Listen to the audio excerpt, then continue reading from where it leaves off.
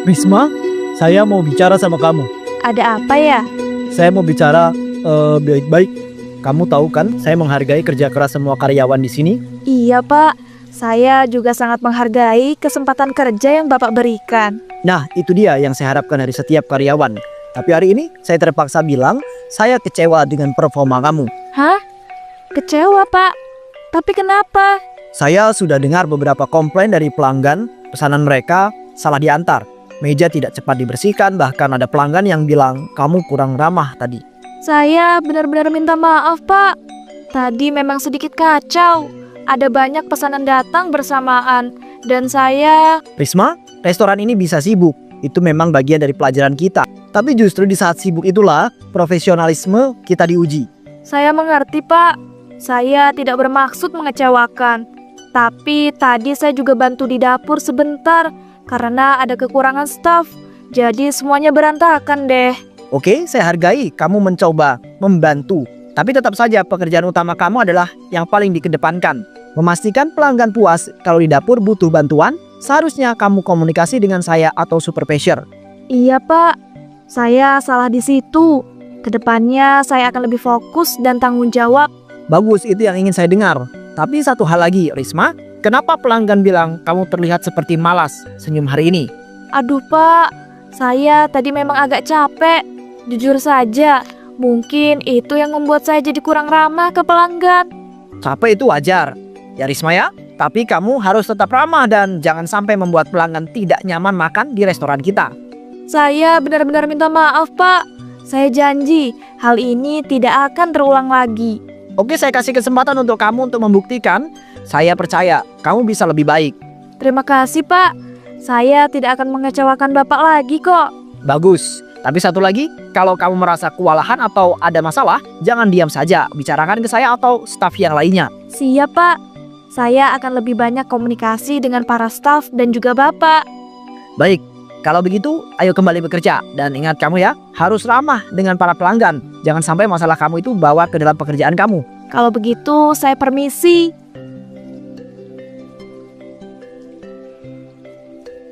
Risma pun kembali ke dapur. Kamu tadi kenapa dipanggil sama bos? Apa kamu dapat gaji tambahan, Riz? Mulai. Nggak usah ngada-ngada deh, Gin. Aku tuh tadi dipanggil karena ada beberapa yang komplain tentang pelayananku. Katanya kurang baik dan ramah. Terus aku ditegur deh sama bos. Oh alah toh, kasian banget sih. Padahal kan tadi tuh yang salah pelanggannya, bukan kamu. Enggak juga kok, Gin. Aku juga salah tadi, karena seharusnya aku bisa lebih sabar dan ramah dalam melayani pelanggan. Soalnya aku kebawa emosi, abis berantem sama suamiku. Ya ampun Riz, kamu berantem lagi toh sama suamimu itu. Kali ini masalahnya apa lagi coba? Ya nggak jauh-jauh deh dari masalah yang kemarin Gin. Dibilang suamiku tuh nggak mau kerja dan malah asik jadi pengangguran di rumah. Mending ya kalau dia tuh mau bantuin beresin rumah atau masak gitu. Itu enggak Gin, semuanya aku yang ngerjain. Giliran ditegur dianya malah marah-marah. Ya kan aku ikut emosi dong. Aduh Riz, suami kamu ini gak bener deh. Kan aku udah bilang sama kamu, mending kamu cerai aja daripada makan hati terus kan tiap hari. Mana semua yang ngerjain kamu, mulai dari cari uang sampai ngurus rumah. Kasian deh aku sama kamu. Aku juga sih pernah terlintas gitu Gin. Tapi aku takut nanti ada penyesalan di akhir. Dan aku juga masih sayang sama suamiku. Jujur sih, aku juga udah mulai capek banget ngejalani ini semua. Tapi anehnya aku masih pengen terus bertahan. Udahlah, capek ngomong sama kamu. Mau aku kasih saran sesering apapun itu, gak bakal mempan deh sama kamu. Kayaknya kamu ini udah dipelet sama suami kamu itu. Ya enggak lah, mana ada aku dipelet. Orang aku tulus kok. Makanya aku masih mau bertahan sampai sekarang. Itu bukan tulus Riz namanya, tapi bodoh. Udahlah yuk kerja lagi. Jam istirahat udah habis nih. Hah? Udah habis aja jam istirahatnya. Padahal kan aku belum makan loh dari pagi. Kamu sih ngajakin ngobrol terus. Karena aku nggak bisa makan jadinya. Hehehe, ya maaf. Aku penasaran soalnya. Malam harinya Risma pun pulang kerja. Assalamualaikum. Astagfirullah. Rumah kok kayak kapal pecah gini, Thomas? Tadi juga aku sempet nyapu dikit kok. Nyapu? Dikit? Mas, kamu loh di rumah 24 jam. Dan yang kamu lakuin cuma nyapu dikit dan selebihnya main game terus. Ya ampun, jangan emosi gitu dong sayang. Santai aja, aku tuh juga paling pusing. Pusing? Pusing kenapa kamu tuh? Pusing karena kebanyakan main game? Gitu? Bukannya nyari kerja malah main game terus. Ya elah, mulai deh. Kamu tuh ngerti gak sih kalau aku itu lagi stres? Cari kerja itu gak segampang apa yang kamu bilang loh, Riz. Tiap hari aku itu coba loh kirim lamaran ke sana dan kemari, tapi ya belum rezeki. Oh, jadi bentuk usaha yang kamu maksud itu main game dari pagi sampai sore. Rumah berantakan gak ada makanan dan kamu bilang lagi stres. Aku harus kerja seharian. Pulang-pulang ngurus rumah juga lagi. Kamu tuh enak, Riz. Udah punya pekerjaan tetap lah aku. Aku tuh lagi coba bangkit. Jangan cuma ngomel-ngomel terus dong. Kasih aku itu waktu. Kasih waktu? Ya ampun mas. Aku loh udah kasih kamu waktu berbulan-bulan. Tapi apa coba hasilnya? Rumah tetap kayak gini. Kamu tetap di situ-situ aja, gak dapat kerja. Bukannya bantu, malah jadi beban tambahan buat aku. Beban? Serius kamu bilang aku itu beban? Iya mas, aku bilang kamu itu beban. Apa kamu gak sadar selama ini? Ya udah sih, lagian aku kan juga suami kamu juga. Jadi ya kamu ada kewajiban dong buat nafkahin aku. Udah gak sehat otak kamu ya mas. Yang seharusnya nafkahin itu kan kamu, bukan aku. Oh, sama aja. Udah deh, gak usah ngajakin berantem terus. Aku minta uang dong. Uang? Buat apa lagi Thomas? Aku mau beli stick game baru. Yang lama udah rusak. Gak nyaman dipakai. Astagfirullah mas. Kamu pikir aku nih ATM berjalan apa? Aku loh kerja banting tulang buat bayar tagihan, beli kebutuhan rumah. Kamu minta uang buat beli stick game? Ya ampun, gak usah lebay gitu dong. Cuma stick game doang. Cuma stick game kata kamu? Aku loh pulang kerja capek, rumah kayak gini, gak ada makanan. Kamu malah minta stick game? Kamu tuh mikir gak sih? Ya kan aku juga butuh hiburan, Riz. Masa aku diem aja stres tanpa hiburan? Hiburan? Aku juga mau hiburan mas. Tapi aku gak bisa. Karena aku harus mikir buat hidup kita. Kamu tuh kapan sih sadarnya? Heran aku. Kamu kira aku itu gak usaha? Kamu tahu apa soal susahnya cari kerja? Aku gak mau tahu mas.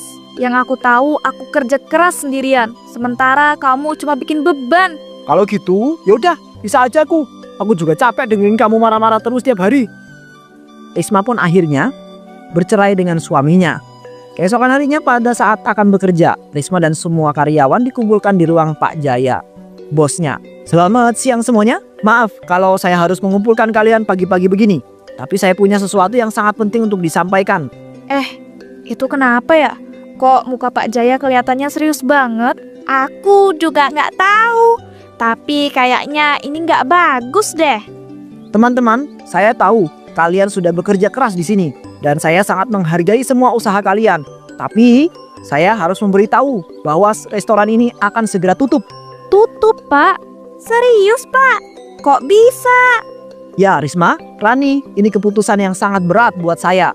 Restoran kita sudah berjalan bertahun-tahun dan saya tahu kalian semua sudah banyak berkontribusi.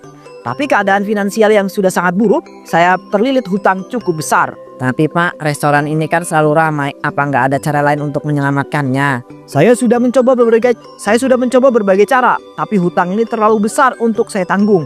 Jadi satu-satunya cara adalah menjual restoran ini. Pak, kami sudah lama loh kerja di sini.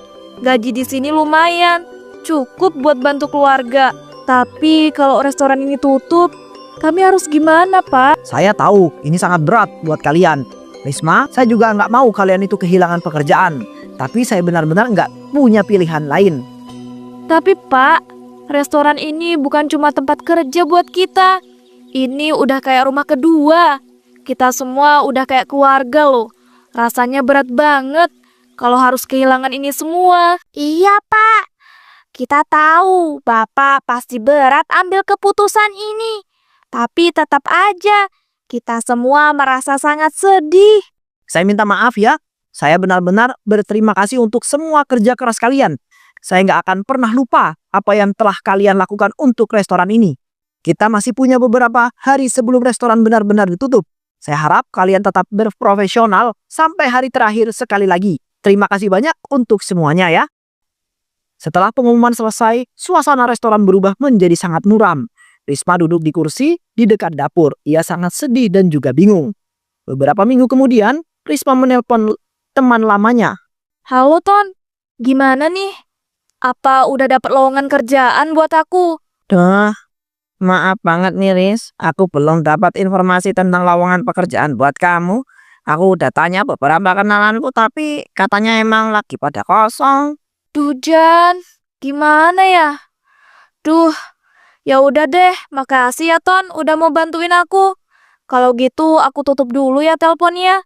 Tapi nanti misalnya udah ada lowongan kerjaan, langsung kabarin aku aja ya. Ya Riz, siap. Tenang aja. Aku harus gimana ya sekarang? Coba deh, aku cari tahu di internet tentang lowongan pekerjaan atau usaha apa gitu yang bisa aku coba. Wah, makanan apa nih? Oh, namanya rice ball. Wih, ternyata banyak banget yang suka. Apa aku coba jualan ini aja ya? Keesokan harinya Risma bertemu dengan Tono. Maaf ya Riz, aku belum bisa bantu kamu dapetin kerjaan. Iya Ton, nggak apa-apa kok, santai aja. Kamu tahu nggak makanan yang lagi tren yang namanya rice ball? Ya nasi diisi sama berbagai lauk, itu bukan sih? Ih, iya bener banget lagi. Wah, ternyata kamu tahu ya.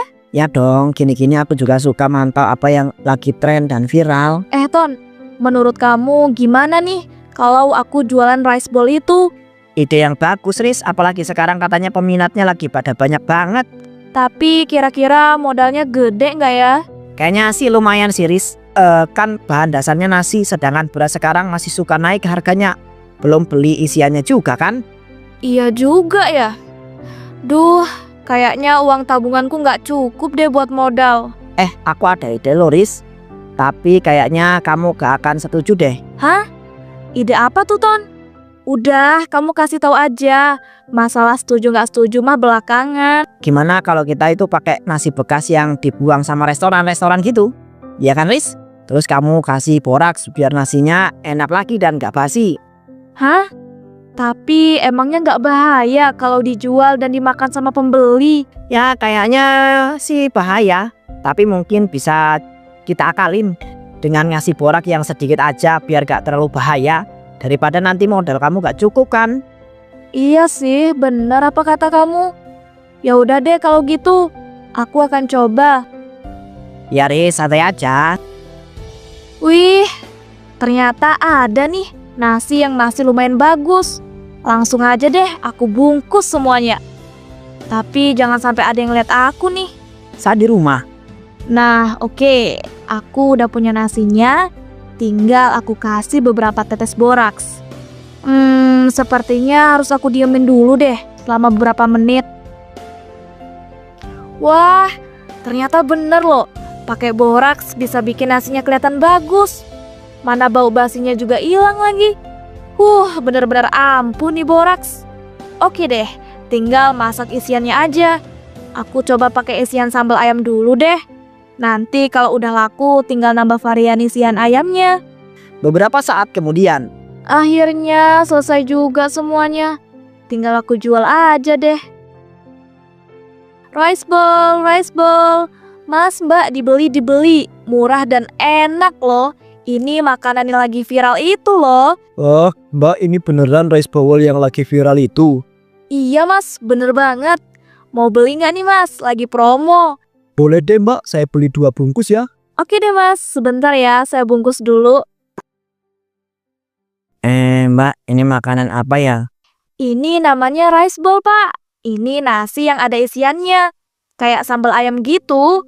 Bapak mau beli nggak nih?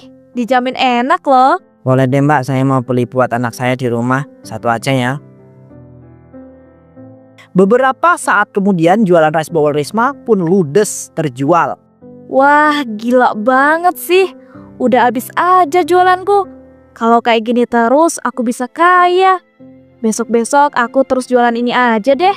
Beberapa bulan kemudian jualan rice bowl Risma pun sukses besar. Ia bahkan bisa membuka tokonya sendiri. Wah Riz, gak nyangka sih usaha kamu itu bisa berkembang sepesat ini. Padahal baru beberapa bulan kamu jualannya. Salut sih aku sama kamu. Iya nih Ton, aku bersyukur banget. Ini semua juga kan berkat ide kamu. Jadinya aku bisa ambil untung lebih besar. Wah aku seneng ternyata ide aku bisa bermanfaat buat kamu. Tapi Riz, belum ada yang komplain ngeluh sakit perut kan ke kamu? Aman kok Ton, sejauh ini belum ada yang komplain. Soalnya aku kasih tambah boraks loh ke nasi yang udah basi. Jadi gak bau basi dan masih kelihatan bagus.